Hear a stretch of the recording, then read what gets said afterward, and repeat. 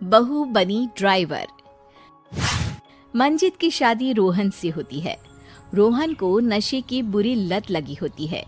एक दिन, अरे माँ, मेरा एक साइड का शरीर काम नहीं कर रहा है। मैं आज खेतों में कैसे जाऊंगा?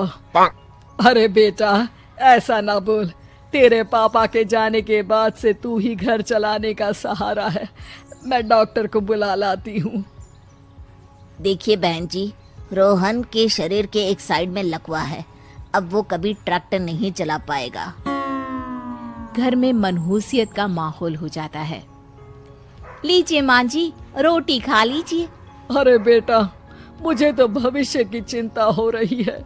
मेरा एक ही बेटा है और वो भी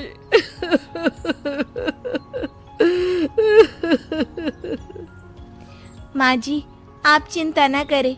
जब तक ये बीमार है मैं खेत जाकर काम कर लिया करूंगी। वैसे भी नशे के कारण इनका शरीर काफी कमजोर हो गया है। अगले दिन मंजीत खेत में जाकर काम कर शाम को घर लौटती है। ये ले बेटा, पानी पी ले। कैसा रहा काम का पहला दिन? माँ जी, काम तो ठीक है, लेकिन मैं अगर ट्रैक्टर चलाना सीख लूँ ना तो काम और भी आसान हो जाएगा। अरे बेटा, दुनिया क्या कहेगी कि औरत होकर ट्रैक्टर चला रही है। माँ जी, या तो हम दुनिया देख ले या अपना घर, कोई बात नहीं। जब ये ठीक हो जाएंगे तो सब ठीक हो जाएगा। अरे बहू, जरा बाहर तो आना। जी माँ जी। बहू, तेरे मामा जी आए हैं, तूने बुलाया था ना? हाँ माँ जी, वो मामा जी ना आज से मुझे ट्रैक्टर चलाना सिखा। मंजित मामा से ट्रैक्टर चलाना सीखती है। वो मन लगाकर खेतों में काम करती है। और एक दिन, माँ जी, पता है इस बार पूरे गांव में सबसे ज्यादा फसल का उत्पादन हमारे खेतों में हुआ है। इस साल तो खूब पैसे आएंगे। हाँ। सास खुश नहीं होती है। वो चुपचाप वहाँ से जाने लगती है। तभी मंजित उसे रोक लेती है। क्या हुआ माँ जी, आपको खुशी नहीं हुई? बेटा, आज डॉक्टर साहब बोल रहे थे कि रोहन के ठीक होने के लिए 5 लाख रुपए की जरूरत है। समझ नहीं आ रहा क्या करूं। मंजित शांत हो जाती है। अगले दिन सास मंजित के पास आती है। बेटा, ये मेरे गहने हैं। इसे अपने गहनों के साथ जोड़कर सुनार को दे आ। जितने पैसे हो ले आ। डॉक्टर को आज ही देने हैं। मंजित अपने गहने और सास के गहनों को लेकर दुकान में बेचकर पैसे लेकर घर आ जाती है। माँ जी, सिर्फ 3 लाख रुपए का ही इंतजाम हो पाया है।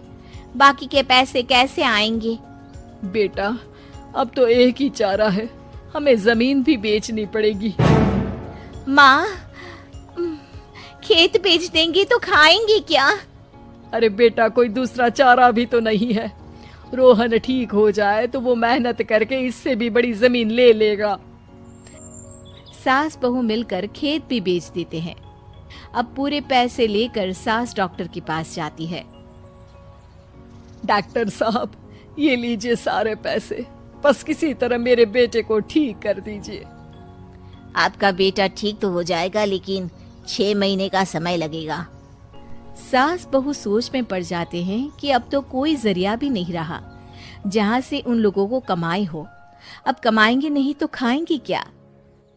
माँ जी, मेरे माता पिता ने लड़की होने के कारण मुझे ज्यादा पढ़ाया लिखाया नहीं, लेकिन ट्रैक्टर चलाना सीखकर मैं कुछ काम करने के लायक तो हो ही गई हूँ। अरे बेटा, ट्रैक्टर अब कहाँ चलाएगी? खेत तो बिक गए हैं। माँ जी, मैं किसी और के खेतों में दिहाड़ी में काम कर लूंगी, कुछ तो पैसे आएंगे ही ना। ये कहकर मंजित काम करना शुरू कर देती है। जैसे तैसे उन पैसों से गुजारा चल ही रहा था। माँ जी, पास के अस्पताल से मुझे नौकरी के लिए ऑफर आया है। पैसे भी ये 4 गुना ज्यादा मिलेंगे और अब खाने पीने दवाई के साथ हम कुछ पैसे भविष्य के लिए भी जोड़ पाएंगे। लेकिन काम क्या है बहू? माँ जी, मुझे अस्पताल की एम्बुलेंस चलानी है। अरे, तू तो मेरी बहू नहीं, बेटा है बेटा। जरूर जा बेटा।